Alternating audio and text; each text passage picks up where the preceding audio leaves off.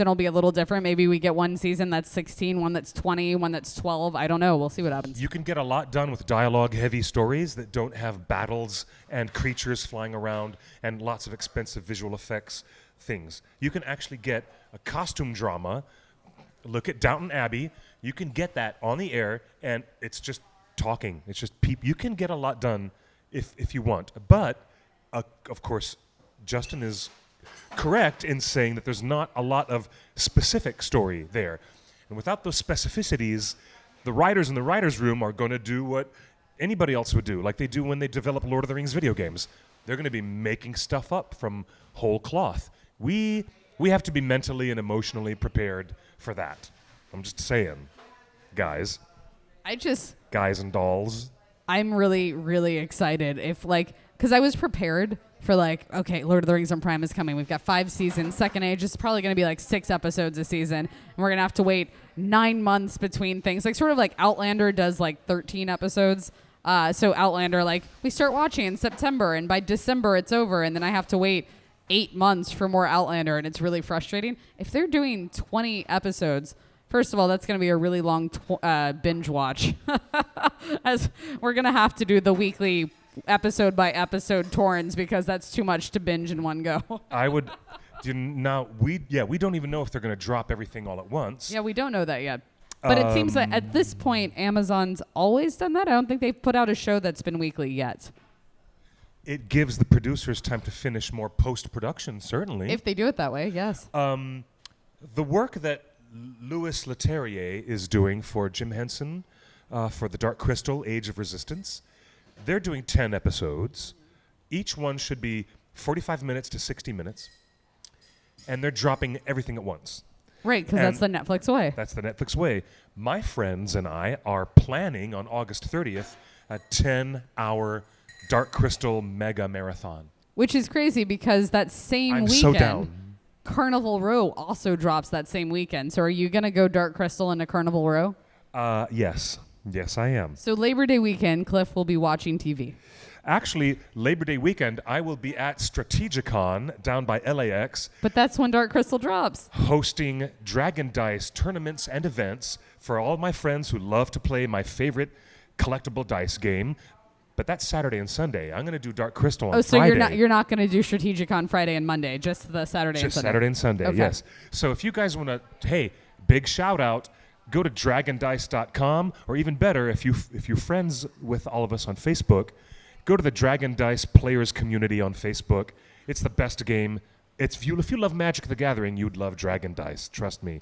Big shout out. As soon as I started talking about streaming services, that's when the stream started to buffer. Everybody missed that we said the rumor is that they're getting 20 episodes per season. Somebody asked, wait, how many episodes? So the rumor is that Lord of the Rings on Prime is getting 20 episodes per season, or at least that's what they're striving for. So it might be 16 in one season, 18 in another. We don't know, but that's what they're going for. Well, here's the good thing about television. It's different from the way that films are produced and distributed in a very specific way. Let's say that they put out 20. Let's just say they do that. They could get a real lot of feedback, a very, very good amount of feedback from our worldwide community and our family here online to tell them what they like about it and what they don't like about it. And constructively, that's one of the best things you have about television.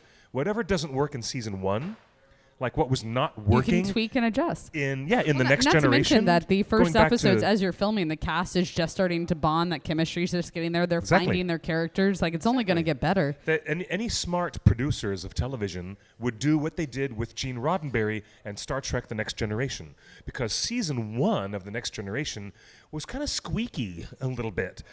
It got better and better. Speaking of The Next Generation, are you excited for Picard? I'm more excited than I am. Ever been? Yeah. So I'm right. Okay, great. I'm Dark Crystal. I'm Dark Crystal level of excited for so excited for Picard. I can't tell you, but the producers will look at the audience and look at that feedback, and they'll say, okay, they're responding to this, but they're not responding to that, and they can take all those variables and tumble them around in the tumbler a bit, and come out with a second season or a third that is improved and has the chance to take that litmus test as that's us. That's what we do. We are the litmus paper. We're testing the acidity or the basicness of that show, right? Right? Yes. But it's all back to Yes. chemistry. I'm taking it back to chemistry class. Helen missed it again at 20 episodes. 20 episodes. 20. We're just 20. going to keep saying it. 20 episodes is the rumor of how many we're getting per season. So if you can hear us now, and hopefully we are still streaming properly. Everyone says the stream's better. I think people are just Good. tuning in and out. All right. Are you guys excited by this rumor that it might not be 10 episodes, but it might be twice as many hours? And we've never been immersed in Middle-earth for 20 hours, except when we watch the Michael Pellerin behind-the-scenes stuff, Right. which is 9 hours. When you put on the extended everyone. discs and then watch all the appendices with it. All the appendices. All of them. Which is like 8 Which hours I or 9 haven't done in a hours for few each years. set. I need to redo that soon. Oh, do you know how good they are? They're so good. They're so good. My They're so good. favorite so thing that good. happened was in the I love it. the cast reactions, like the cast voiceover as they're watching the DVD commentaries. That's the word I was looking for. So we had the Hobbits. Yeah. And they all started talking about the day that they invented Tig Tag Tog. Do you remember this in the commentaries? Oh, God. That is my favorite part of the appendices. Tig Tag Tog. Oh, I want to say to our friend Eriwana Undomiel is saying, my sister is pestering me to go and watch the original Tron from 1982. Believe it or not, I love Tron. Michael Pellerin got his start doing behind the scenes for Disney. So when Disney had put out that big 4-disc Ultimate Collector's Edition DVD of Tron with all those background materials and all the real archives of the weird tech they were trying to establish for Tron in 82, that was all Michael Pellerin, who years later would become the award-winning director of the behind the scenes that we have for The Lord of the Rings and The Hobbit. So And yes, that's go funny. watch Tron. Yes. It's funny you should mention that. It's all connected somehow. So it's time for a little Green Dragon time before we wrap things up. Gossip from the Green Dragon Inn. Gossip at the Okay. Green Dragon. I actually have a few more on-point things to talk about for our gossip. Tell me. Tell me. First of all, a new season of No Good Nick has dropped with our favorite Samwise Gamgee, Sean Astin. If they don't bring Sean Astin back to life on Stranger Things, which they're not going to do, the next best thing... Never say never. Just saying. I would love that so much. But the next best thing is No Good Nick. Yes. Fun show. What a fun It is a really show. fun show with Melissa Joan Hart, who I loved in Sabrina, and even Melissa and Joey was great. She's a great comedic sitcom actress. Yes. But I actually surprisingly got through the first season of No Good Nick quite quickly and enjoyed it. But the second part of season 1 has now dropped, so go check it out on Netflix if you've got Netflix. All streaming right away. It's a good binge watch for tonight. Thank you, Helen. I'm glad you like my Hakuna Matata t-shirt. My Lion King vibes continue. Oh, my gosh. I also kind of went for like some Simba hair or something. I don't really know what's going on today. That is so funny. My stepmother is in the Facebook chat. There's my stepmom, Darlene. Hi, Aw, Darlene. that's awesome. I love you and I miss you too. Oh my God, she's so cute. And then Look out, there she is. The other thing I wanted to say Hello, was that Dar. You're so cute. we officially got the first trailer for Carnival Row, which is dropping on Labor Day weekend, as we mentioned before. This is Orlando Bloom's new series on Amazon Prime. I haven't even seen it yet. I'm behind the loop. So this trailer is like a movie trailer. Like, you watch it, and I was just like, I feel like I've seen the entire series. Like, I went through a whole arc, and I was like, is this a trailer just for the first episode? Where's the show going to go from there? And if not, is this a trailer for the whole series? Because I feel like I've seen the series now. But it's still not in a place of like, oh, I don't need to watch it. Like, it just looks incredible. Yeah, it does, huh? Which I was already really excited for the show. Okay, I'll take your word for it. All right. Now, you know that that's the job of marketing, is to make it look incredible. So they did a good job. Okay. Yeah. Yeah.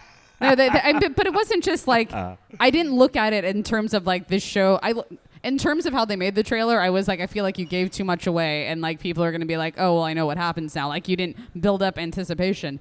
But the look of the show, the set dressing, the lighting, the costuming, like the period, the story of it, this Victorian fantasy, I'm so in. I am so in. Ooh, really? Yes. It looks like something Neil Gaiman would have written, doesn't it? Possibly, yeah. Yeah, it kind of does. It's very Penny Dreadful, honestly. Oh, yeah? Okay. Yeah. Speaking of Penny Dreadful.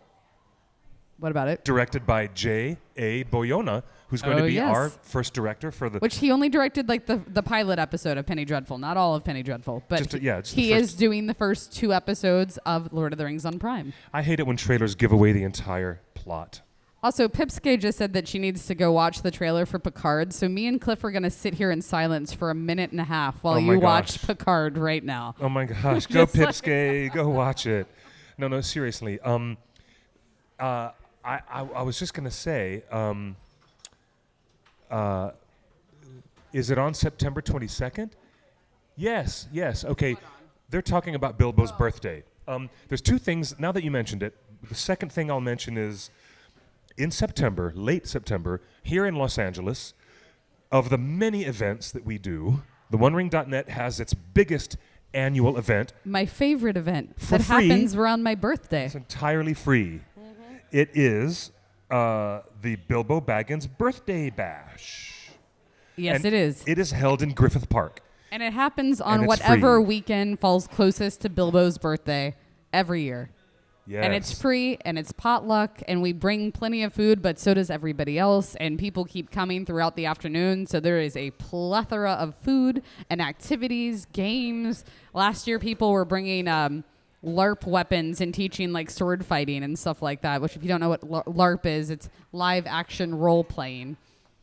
It was a lot of fun. So fun. It's great. That's going to come up, and actually, September 22nd falls on a weekend. It is a Sunday. It's a Sunday, so we have yet to make the official announcement. It might be on Saturday the 21st. We might have it on Sunday the 22nd, which is most likely. Ellen wants to know when my birthday is. My birthday is September 24th. Oh, and always remember that Sauron himself, the actor Sala Baker, who played Sauron in The Lord of the Rings, his birthday matches Bilbo's birthday at September 22nd. So yeah, you guys will get a big chunk of news and information right there on our community on the OneRing.net. When we make that announcement, we'll tell you on the show and we'll tell you on the website. We will tell everybody.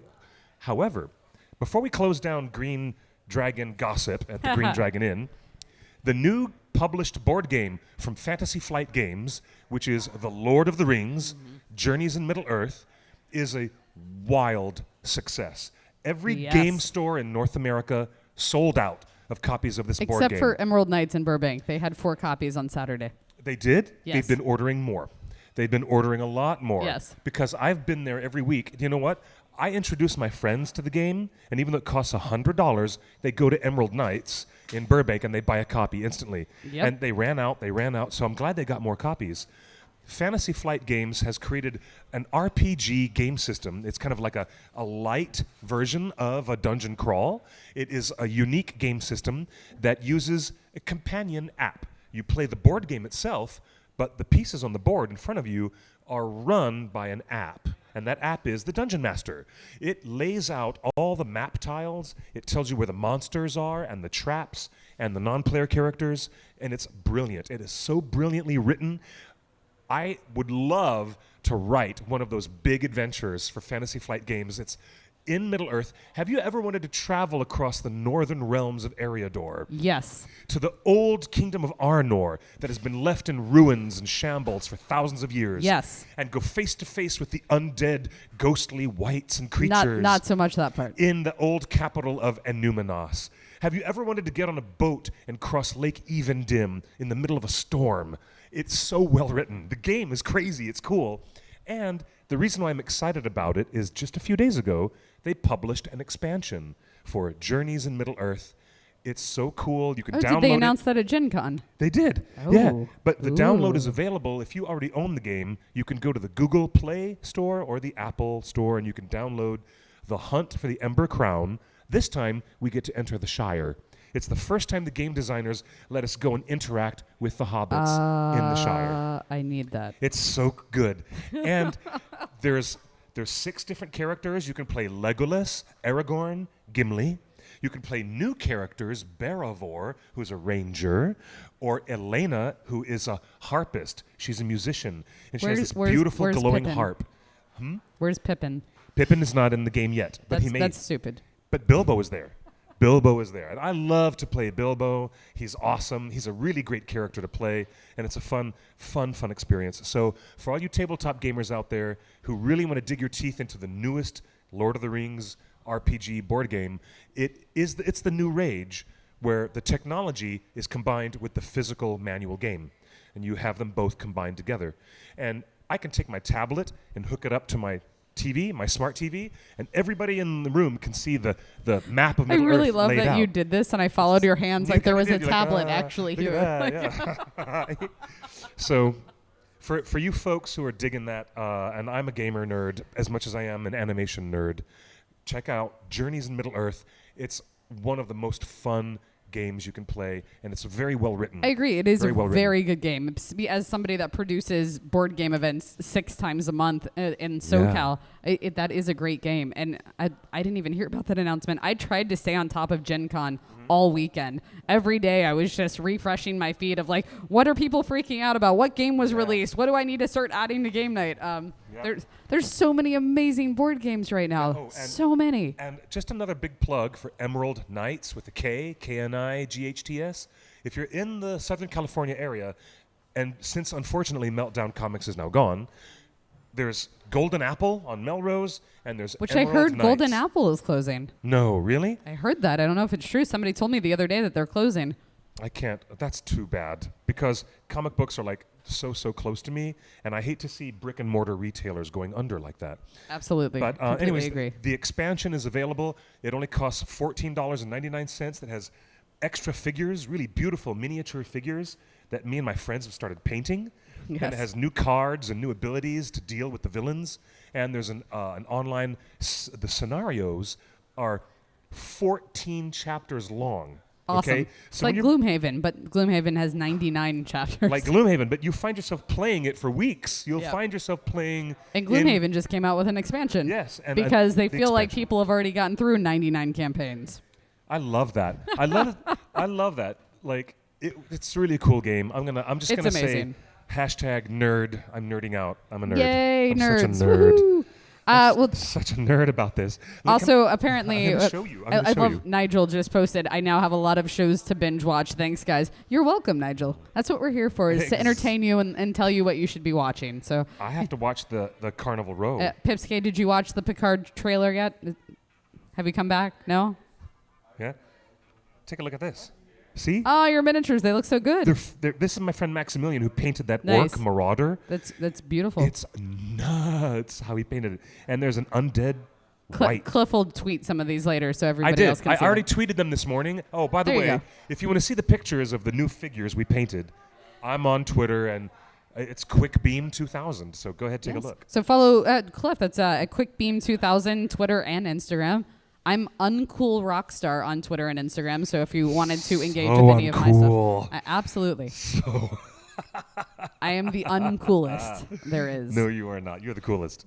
Thank you. Apparently, somebody told me the other day that it's now cool to be uncool, so that as a result of it, like I'm cool now, which cool isn't cool. And so then I went, well, if cool isn't cool, then I'm back to being uncool. And then we got lost in this circular conversation for a while. That really hurt my brain. Ouch. That's the chicken and the egg conversation. Literally, it is. Anyway, I think it's 6:00, so I think we actually have to tell all of our audience farewell for this week. I knew how uncool I was when I was leaving my house and coming here for the show.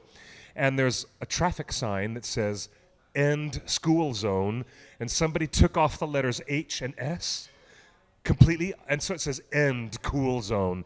And I realized I was uncool as soon as I passed that sign. I realized it was just dun-dun-dun. Interesting. Sorry. I know that's a lame joke. Before but we it's go, true. I have one question. It's very true. Somebody did that.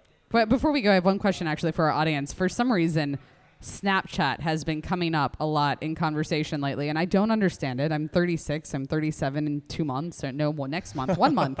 I was like, and I started Googling, is Snapchat relevant and why, and just trying to understand people using it, because all I hear is that it's losing thousands and millions of followers every year. That's because the 12-year-olds and 14-year-olds who are using it have now gotten bored with the platform. So apparently it's also the highest grossing revenue platform, and the majority of people on it are 13 to 24. But I'm curious if any of our ringers are on it, and if so, if they think I should be on it. In which case, let me know. Uncool Rockstar.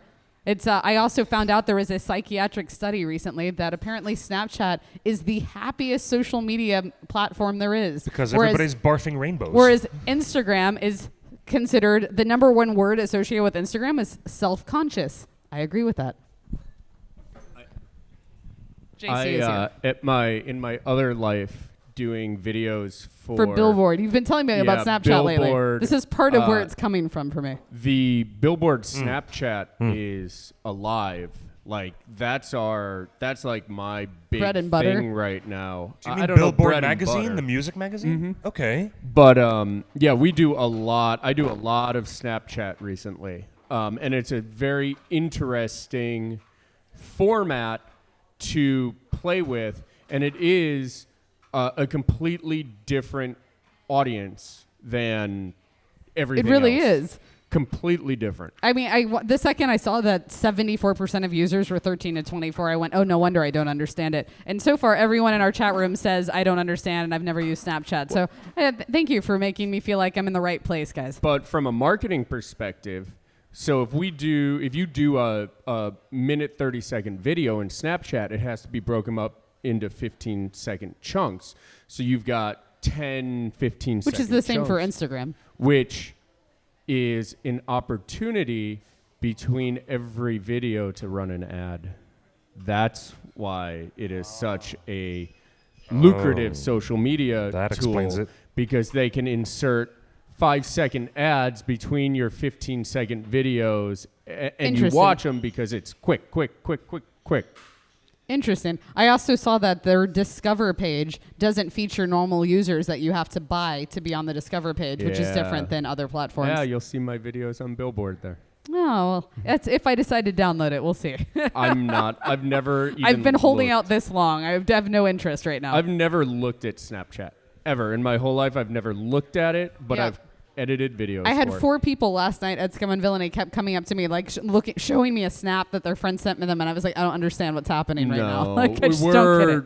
Beyond the demographic for Snapchat. That's all right. This thank is you intriguing. everybody so much for watching our show today. We're so sorry that we were late. What was it? It's interesting to see the responses in the YouTube chat with people saying, I'm 35 at the end of this month, and I don't understand Snapchat either. Yeah, and I'm 26, and I don't get it. And Andrew says, I've never used it. Eruvandi says, I'm 27, and I don't understand it.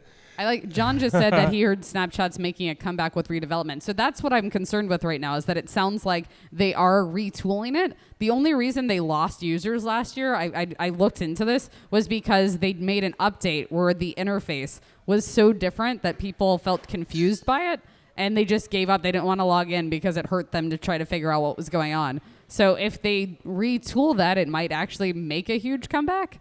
That's interesting. I don't know. We can't close the show yet without mentioning the Tolkien Conference 2019. All right, so mention that and we'll It's happening. Be done. The show is about to end, and I want to say thank you again to everybody being part of our live stream, but there's a huge thing. That's one of the biggest pieces of news. Sorry we didn't mention it at the top of the show, but the biggest luminaries and scholars, I mean real Tolkien scholars, like Tom Shippey, the kind of people that we love, they're actually at the Tolkien Conference, Tolkien 2019. So if you're on any social media, use hashtag Tolkien2019, and you'll see that Tom Shippey and Alan Lee are going to be there, amongst many, many others. They're giving symposiums. They're having beautiful lectures and conversations and panels about their scholarship on Tolkien and looking at some of the books that have been posthumously published in the past couple of years. And, of course, that beautiful Bodleian Library exhibit still going on with all the Tolkien archives and Which ephemera. Is so cool. So good. So cool. I wish I was there. I'm jealous of all of our friends over there in England who have had the chance to go to the Tolkien Conference this year. So hashtag Tolkien 2019. So good. You can see a bunch of people's stories and posts and whatnot from it. And believe it or not, we'll have more news from that event next week on our next show next Tuesday. So tune in next week, same time, same place. We're the OneRing.net. Thank you so much for watching, guys. You can find Chelsea on Uncool Rockstar. And you can find Cliff at QuickBeam 2000. That's right, QuickBeam 2000. Until then, everybody, take good care of yourselves And I must say, good night and good luck, buenos noches y buena suerte.